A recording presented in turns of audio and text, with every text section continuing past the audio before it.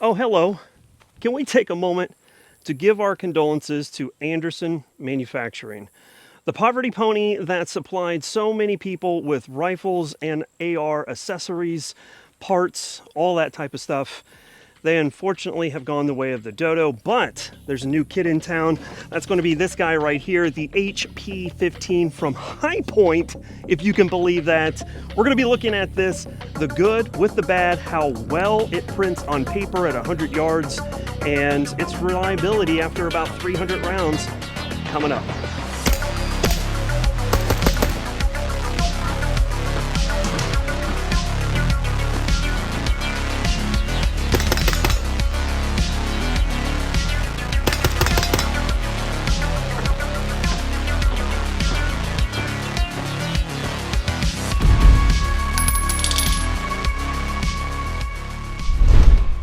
Hey everybody, what's going on? Thanks for swinging by. I sure do appreciate it. If this is your first time with the channel, my name is Mark. Oh, hi, Mark. Welcome to Fit and Fire. Let's get into this video. This time, like I mentioned, we are going to be looking at the HP15, the Hi-Point AR-15 that they've just released out onto the market. They've got a couple of different versions of this, but this is going to be the standard AR M4 style rifle with 16-inch barrel. And this looks oddly familiar. Whoa, whoa. Here I come. Oh, here I come. Oh. Right? So we're going to talk about everything going on with this, exactly what you're going to get if you purchase this particular rifle, and also look at its accuracy and its reliability over the first 300 rounds. And you might actually be surprised with this, because I do not have high hopes for this rifle, but I've already got about 270 rounds through this right now.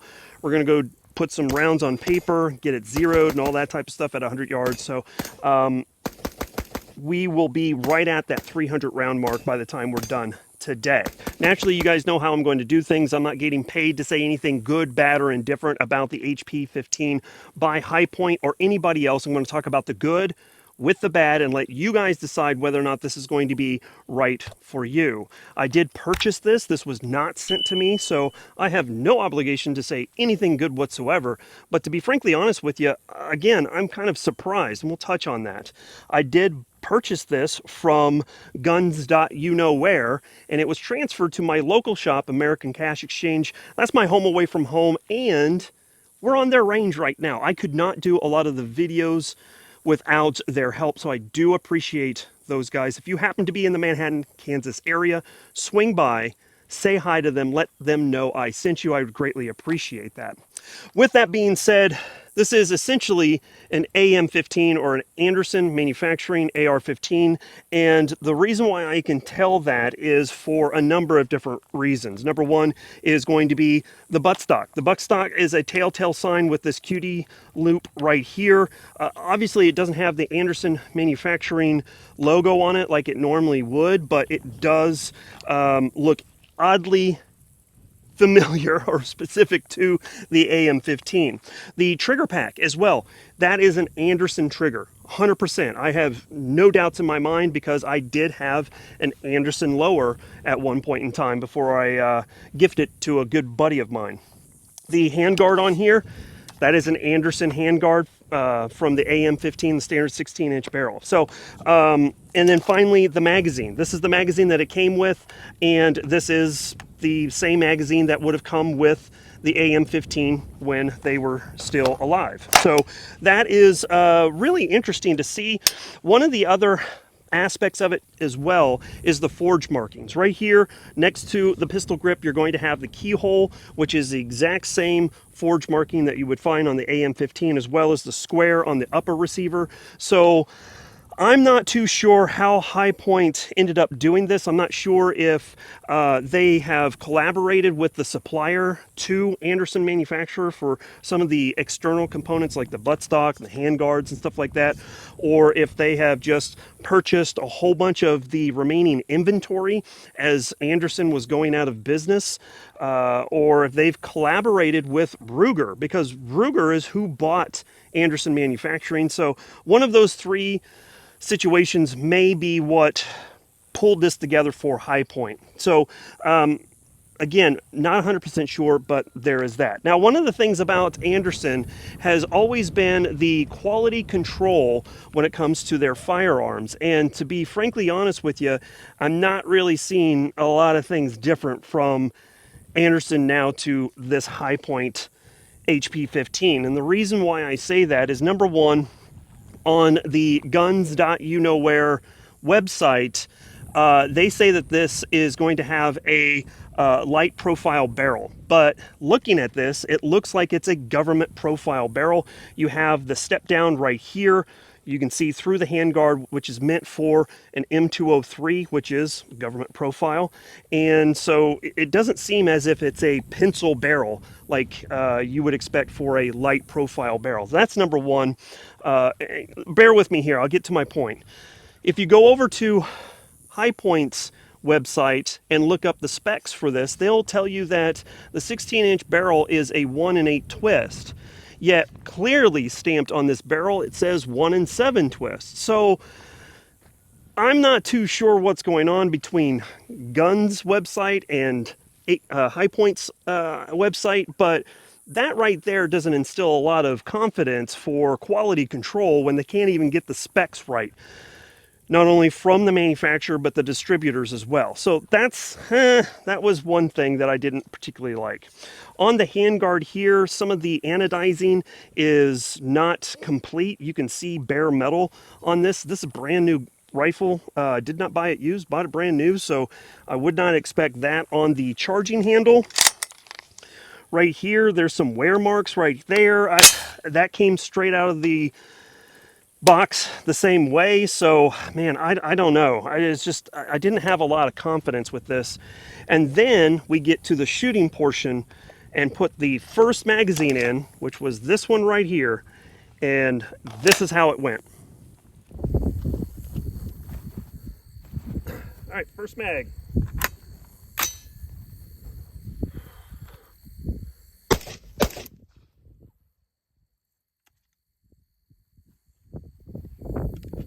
And trigger.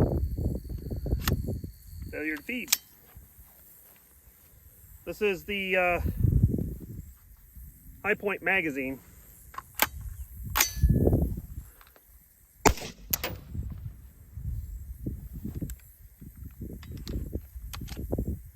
Again, failure to feed.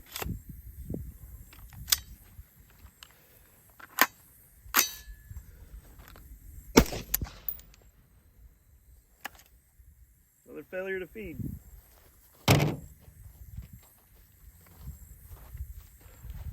Magpul. This is Gen 3.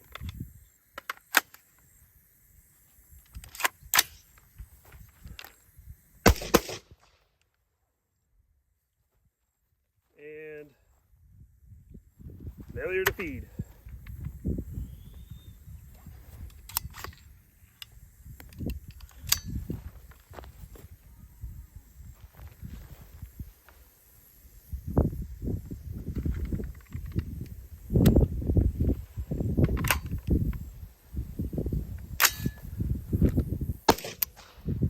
Failure to feed.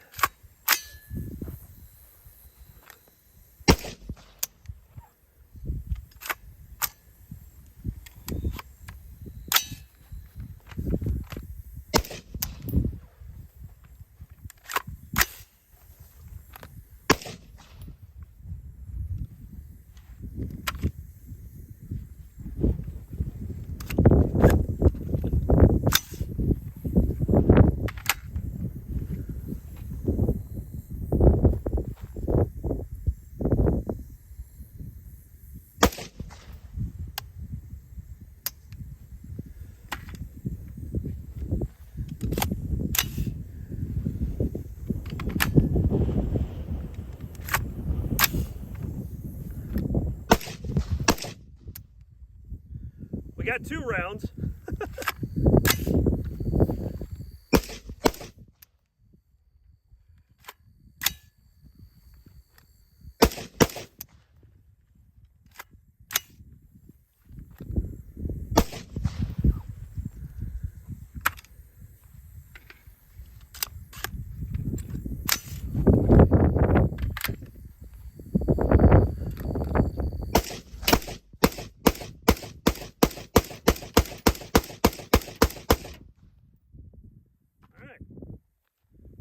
it to work, let's go back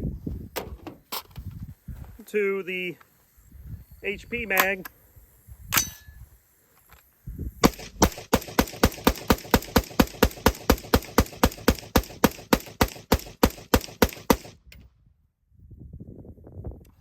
Okay.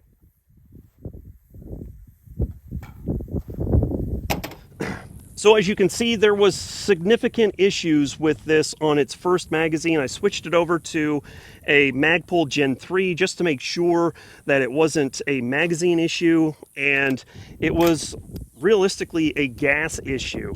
I think that there may have been some stuff in the gas port or even in the gas tube, maybe some excess oil or something to that effect, because this is pretty dang oily straight out of the box. I did wipe it down as best I could, but it's just leaking the more and more I shoot. So after about 2 magazines, I was able to get this to run reliably, and since then, the 6 other magazines that I've put through it so far, it has ran 100%, no issues. Oh, I take that back. There was one failure to feed after that, but I'm not sure if that may have been a magazine issue. One of the other things that I will say about magazines when it comes to this polymer mag that comes with it, it doesn't drop free. That's really weird. All my other magazines, the Magpul, the PSA Steel mags, the OK Industry mags, they all drop free. But for some reason, this one does not. So doing those 1R1, 1R2 drills, I had to strip that out before I could load again, slowing that drill down just a little bit. So there is that. One of the other things that I will point out is the castle nut on here is not staked. That's not necessarily a requirement, but that's something that I would like to see on a rifle, is just a simple stake on that castle nut. It takes all of, what, 30 seconds maybe, and wouldn't add too much cost, man hours or anything like that, to implement this into the rifle itself. So I don't see adding a stake on this castle nut would increase the price at all, but whatever the case, they didn't do it for whatever reason. All right, so the optic that I have on here is the Vortex Razor Gen 3 1-10, and I put this on here to give this rifle the best possible chance for accuracy, trying to eliminate me out of the equation as best as I possibly can. We're getting ready to go over to the shooting shed to put groups on paper at 100 yards, so you guys can kind of see what this is going to do. So far, at 25 yards, just kind of getting this close on paper, this is what I saw.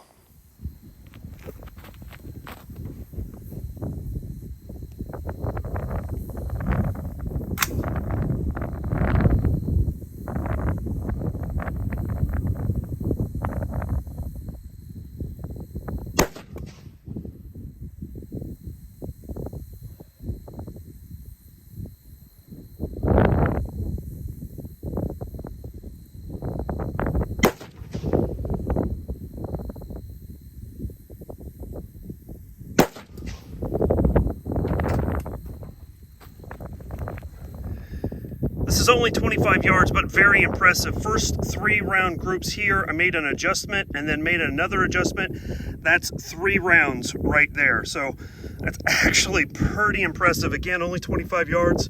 We'll take it out to 100 to see what happens. So 3 rounds stacked on top of each other is amazing, even for my shooting abilities. I'm not an expert shooter. I'm decent, but I'm not that good. So I have high hopes for this. We're going to head over to the shed. We're going to put some rounds on paper. I've got 4 different types of ammunition, starting with Wolf Brass 55 grain 5.56, so basically M193. I've got PMC Bronze 55 grain 223. I've got Frontier 75 grain boat tail hollow points, and then AAC 77 grain OTMs. Put all of those on paper and see how well it works. Let's get to it.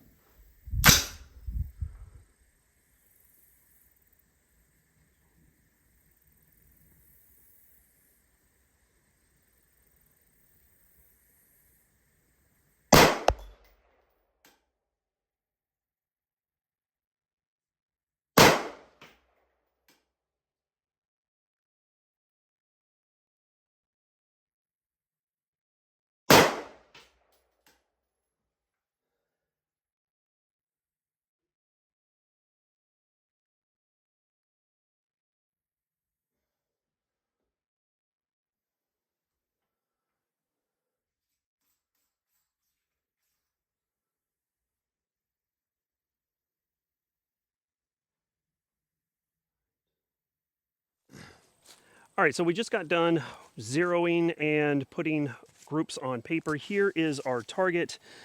Talk about it. Of course, like I said, we have the Wolf 5.56 55 grain. This is basically M193, at least in my book. It's not the same, but the same. It's a 5.56 55 grain projectile. We have a group that is approximately 1.8. I'll have an overlay here for you guys to see the exact MOA and group size for this, but actually not too bad. I'm actually very, very happy. Anything under 2.5 MOA for this style of rifle, I would be perfectly happy with. Over here we have the PMC 223 55 grain, really good group. I have been very surprised at its performance, not only in my M90 and using it for competition, but also with the HP15 as well. If we didn't have this flyer, we would have approximately a 0.6 MOA group. With the flyer, we're sitting at 1.5-ish MOA. Really, really good on the PMC. Surprising, too. Coming down here, we have the Frontier 5.56 75 grain boat tail hollow point. This is the ammo that I go to when I'm using 5.56 for precision use.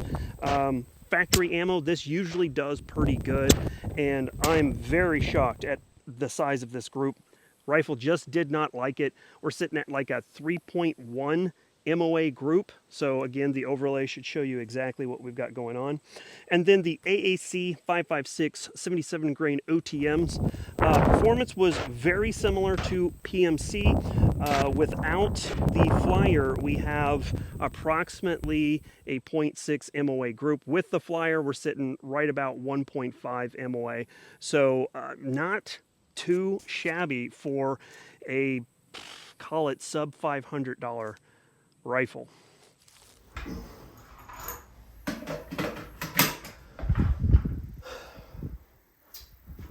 All right, we're going to try 450 yards with the AAC 77 grain OTMs to see what we can do.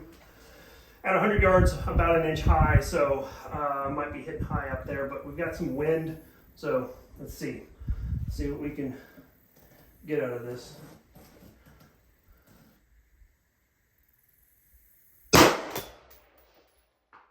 Impact.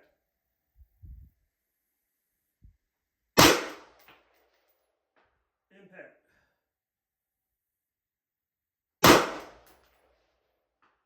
Impact.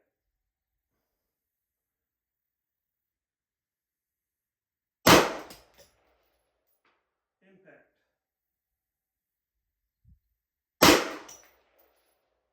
Impact.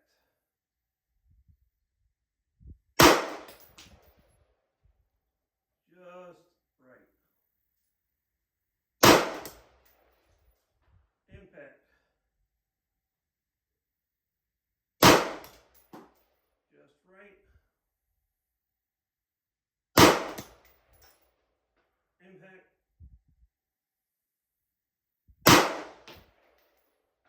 Impact. So I did an 8 out of 10 at 450 yards. I'm not going to complain about that. All right, guys, so sound off in the comment section down below. Let me know, did this fail to meet your expectations? Did it meet or exceed your expectations? I would love to hear what you guys have to say. For me, it pretty much met my expectations. First couple of magazines, as you guys saw, did not go very well. Again, there must have been something going on with the gas tube or the gas port, but it seems like it corrected itself, blowing out whatever was in there, whether it be some metal shavings or oil or whatever the case may be. It was able to clear that out. I did not mention this previously, but this is going to be a carbine length gas system, so take that information as you will. Accuracy on this was somewhat surprising, to be honest with you, with the different types of ammunition that I used, the good and the bad. I was expecting the 75 grain boat tail hollow point to do a lot better, but it didn't. Reliability on this has been kind of hit or miss. By and large, I would say it is okay, but I did have a failure to feed with the PMC bronze as I was putting groups on paper, so that was a little bit of a letdown. And then it was not holding the bolt open for the 77 grain OTMs as I was shooting out to distance as well. So I don't know. I just it's just kind of all over the place. The ejection pattern was about the 3:30, 4 o'clock position, but then I would have some at like the 2 o'clock position. So I don't know. Obviously, maybe we need to put some more rounds through this to find out, but I would love to hear what you guys have to say. Let me know what else you would like to see when it comes to this rifle as far as testing, regardless if that's durability, reliability, so on and so forth. Definitely hit me up down in the comment section down below. With all that being said, we're going to go ahead and get out of here. Thank you so very much for swinging by and checking this out. Again, I mean, for what it is, it's a thing. But needless to say, I'm going to have tons of information down in the pinned comment to include additional specs on this rifle and the link to the Live, Laugh, Larp podcast. That's my podcast with my buddy Hefe Actual. We're having a great time. We encourage you guys to swing by and check that out. As always, we're going to go ahead and get out of here with a high five. Freedom through strength. Take it easy, guys. Bye.